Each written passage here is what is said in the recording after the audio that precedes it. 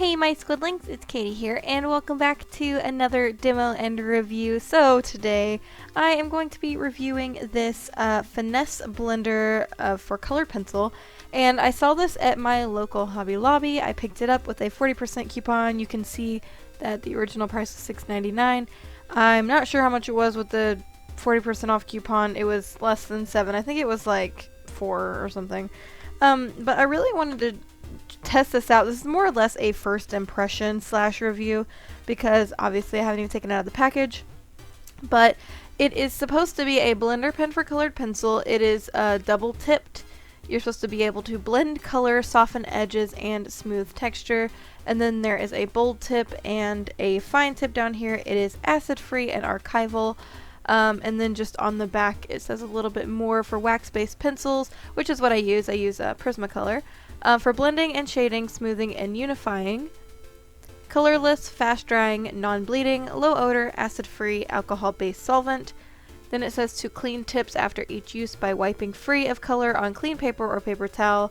You should have several on hand for use with your favorite colors, and it conforms to ASTM and all that numberage stuff. So let's go ahead and get it out of the package. Aw. I'm an expert paper ripper.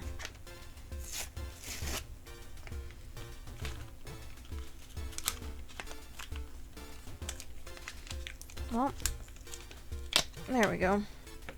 Alright, so here is what it looks like. It just says Finesse, I can't talk.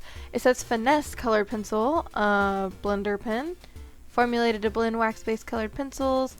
Tells you which one is the bold tip and the fine tip, and then it was just made in Japan, non-toxic, and yeah. So let's take a look at the tips. Here is the fine tip. It just looks like your standard bullet tip. And then we have the bold tip, which actually is a stiff brush tip.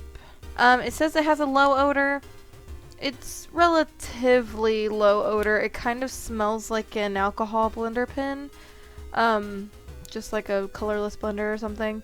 Ooh, it's actually not very low odor at all. It's kind of, it's not high odor, but it kind of, I don't know, it's got a decent odor to it. So, I mean, really all I can do is just kind of test and see if this actually works. This is going to be a relatively short video because I don't plan on doing a final piece. Over here I have a little blendage. I just blended purple to yellow, and I really wanted to see if I could use this pencil to make the blends a little bit more smooth. They are relatively smooth anyway, but between this pink and this peachy color, it's not super smooth, so I want to test and see how I can smooth it. Excuse this, I was just kind of sketching. So I am going to zoom in and we're going to test this out. Alright, so we're zoomed in, we're ready to use this Finesse blender. I feel like I'm going to like the bold tip more, so I'm just going to use that. This is my main priority right here. I don't know if you should go dark to light or light to dark, but I'm just going to kind of go in.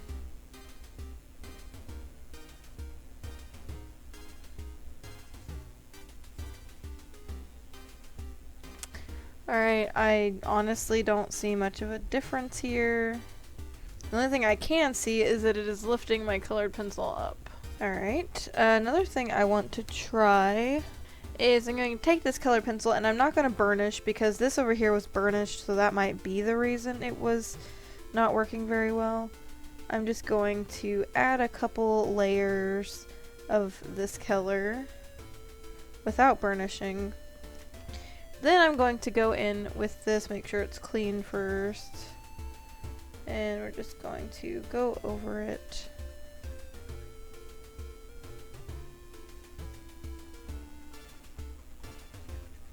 Not liking this at all.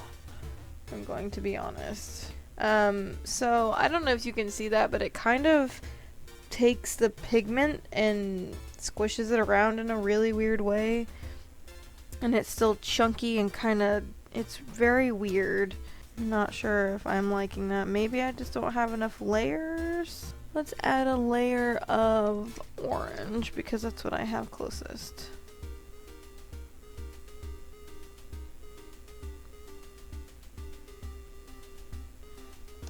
I'm really sad for what I paid for this. I feel like it should work better.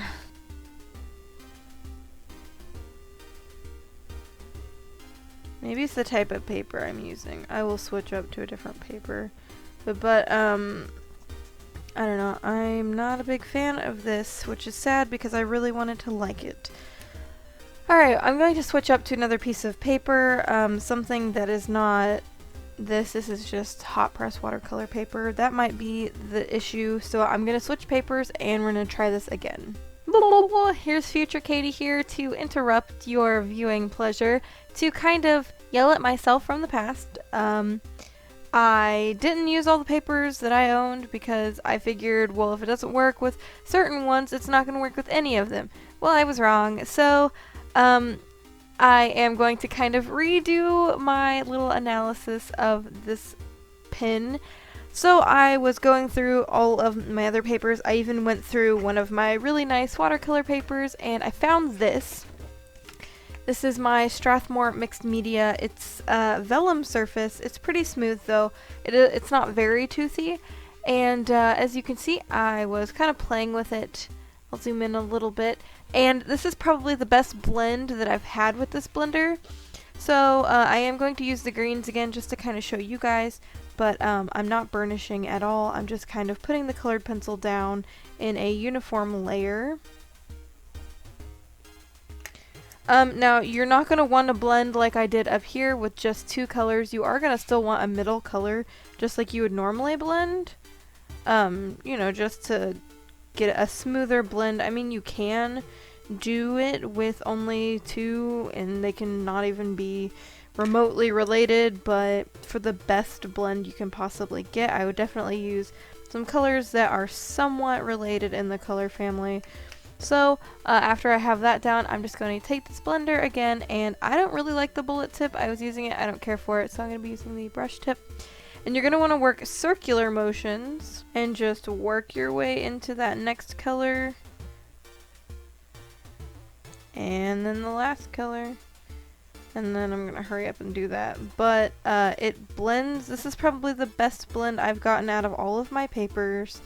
And it is with this Strathmore Mixed Media paper. And then, you know, of course, to clean off your brush, you're just going to want to wipe it until it runs clear.